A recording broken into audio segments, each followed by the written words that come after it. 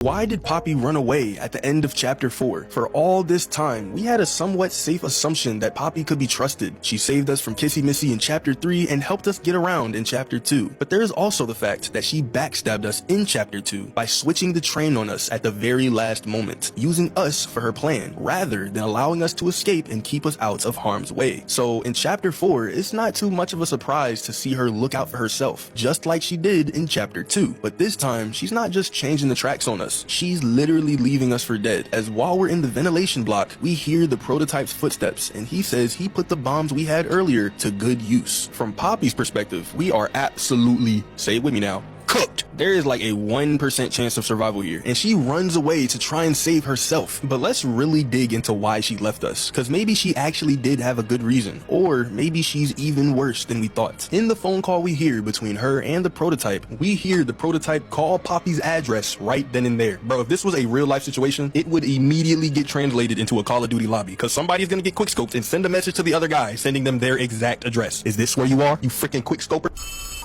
Ollie, something's gone horribly wrong. The safe haven— Shelf ventilation block B6. Is this where you are, Poppy?